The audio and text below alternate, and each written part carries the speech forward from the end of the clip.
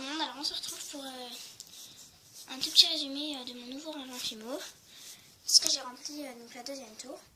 Donc les couleurs ne vont pas très bien ensemble, donc celle-ci c'est trop rose et là c'est trop vert.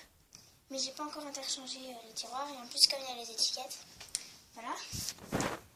Alors d'abord on commence par ici, donc là ce sera une seule partie.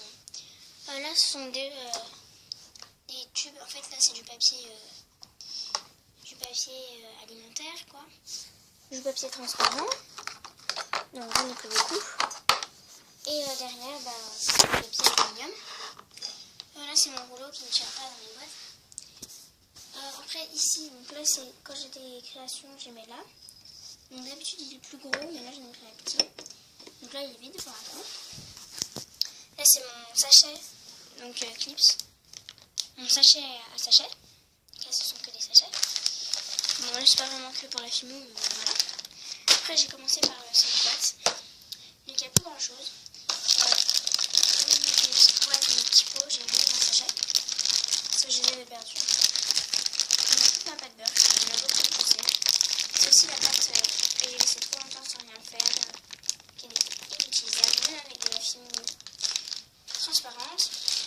Oui. Donc, j'ai toujours ma Fimo liquide.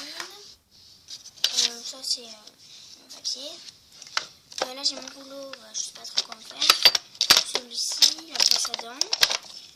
Le l'emporte-pièce papillon. Ça, c'est un colis chocolat.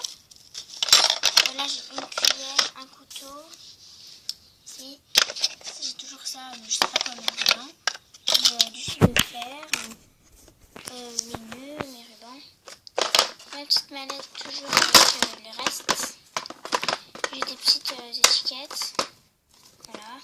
Si je veux mettre une étiquette sur quelque chose. Donc, c'est tout pour cette boîte. Après, là, je vais tout vous montrer, mais pas en détail, parce que vous avez déjà vu. Donc, dans le premier tiroir, donc c'est toujours mes outils de montage et de modelage. Et j'ai rien de nouveau, je crois, non, c'est tout. Voilà. Voilà. Ici, c'est toujours les pâtes pleines, presque. Donc, il y en a plein, par exemple, la pâte marron, chocolat, qui n'était pas ouverte, que j'ai ouvert, la jaune aussi, voilà. Et ici, ce sont les autres pâtes qui étaient en vrac dans la boîte. C'est un peu dur à ouvrir. Donc voilà, c'est toutes mes pâtes. Hop, ici, j'ai encore rien écrit dans ce carnet. Et ensuite, là, ce sont toujours mes créations. Et ici, ce sont mes créations. Par exemple, ça, c'est pour la décoder. Ça aussi. Ou alors, c'est à réparer. Ça, c'est pour la décoder, mais c'est à réparer. Là, c'est pas à réparer, mais en fait, ça sort du four. Enfin, voilà. Il faut que je le cuise, quoi. Vernisse, excusez-moi. Voilà. Ne faites pas attention.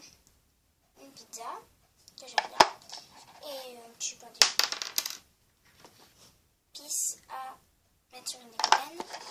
Et ensuite, tout en bas, c'est un peu de tout. Ça, c'est un peu, enfin, c'est pas des nouveautés, mais je m'en sers que maintenant pour les Fimo. Là, j'ai des feuilles d'aluminium que j'ai découpées ici. Si je veux faire des textures, j'ai mon vernis Fimo. Là, j'ai des petites boules d'aluminium, donc celle-là est pas pliée, mais pas beaucoup. C'est pour faire des cupcakes, ça va très bien.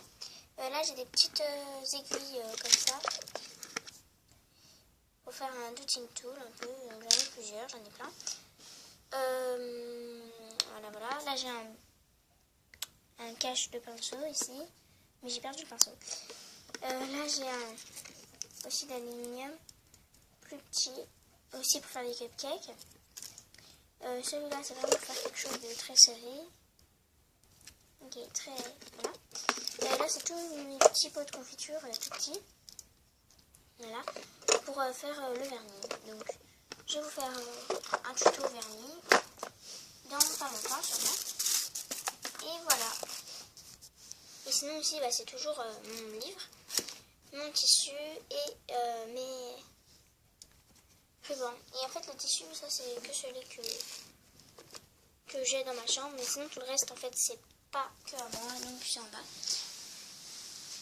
Donc je sais que j'ai pas vraiment grand chose, mais voilà. Donc tout de suite on se retrouve pour le tuto